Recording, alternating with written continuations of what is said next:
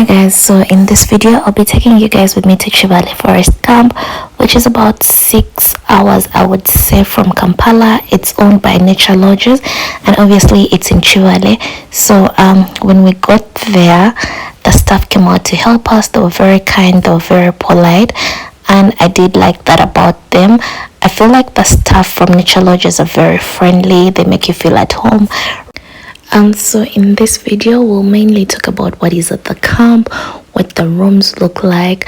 I will talk a little bit about the price point, but that won't be the focus of the video.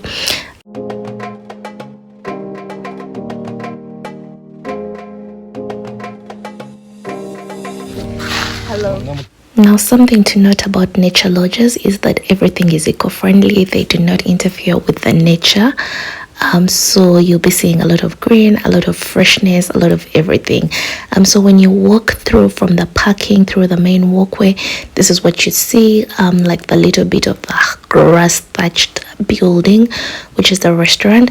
And I feel like also this particular lodge was designed to meet the theme of the forest, which is definitely wood. So right here is where they light their campfires in the night, and then when you walk straight through the walkway, you do approach the restaurant, which is also the reception slash bar.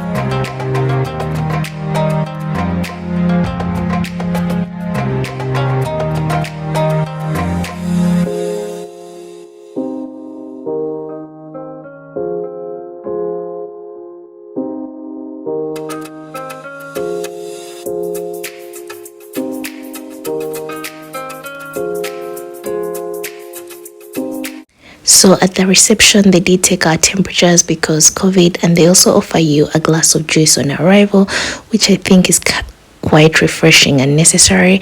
One of the guys from the lodge, one of the staff, actually talked to us and briefed us on what was at the lodge, what to expect and what not, and then they walked us to our room. Now, one thing that I liked about this particular lodge is that the staff were very helpful. They did help us carry our luggage. They say the best is that one.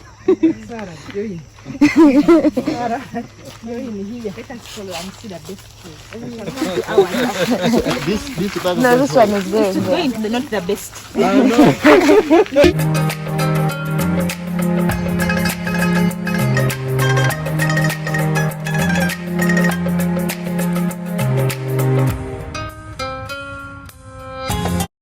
So we opted to get the self-contained safari tent, which is basically a tent with all your amenities inside, and to open it you just unzip it and open it like you saw me do. So when you get in, there are 2 beds.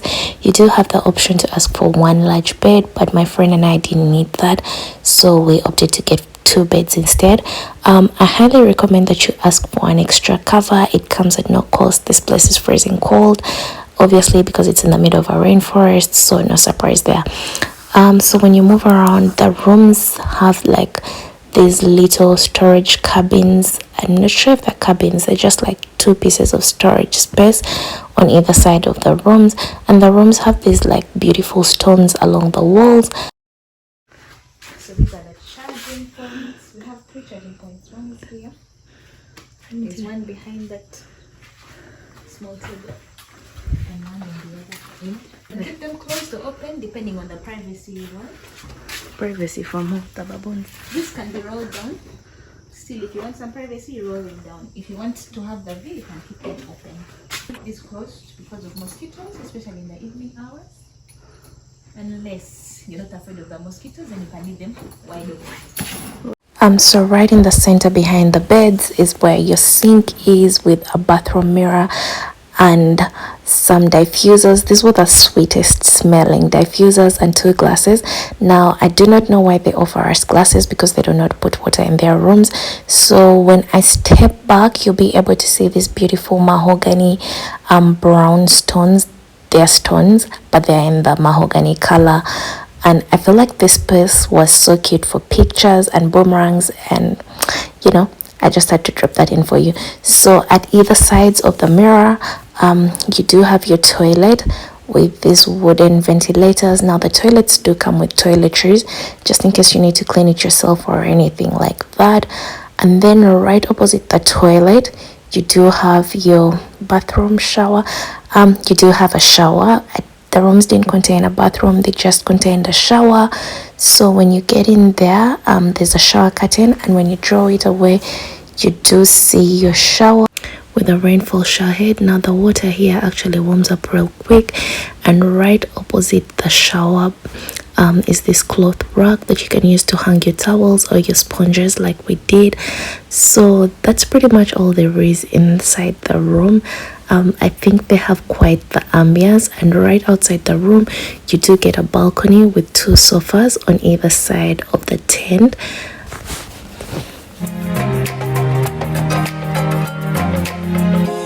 So the camp actually gives you forest vibes, hence why it's called Forest Camp.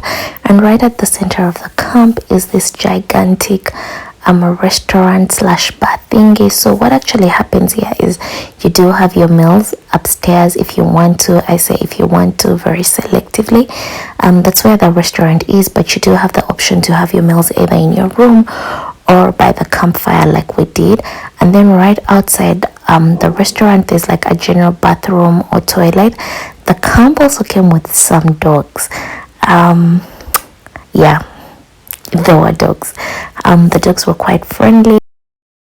Every night while we had our dinner, they did bring us some forms to sort of write down what we wanted to have for breakfast. And I think the highlight for me in person was the fact that they had this whole wake up call thing, which is practically a breakfast before a breakfast. So they get to bring you your breakfast to your room. You do tell them what time you want it there, and they do get there on time. I ordered a coffee for the next day. It came with some biscuits that I did not show you. So also the camp has a walkway that is, I believe, 20 to 25 minutes depending on how fast you walk.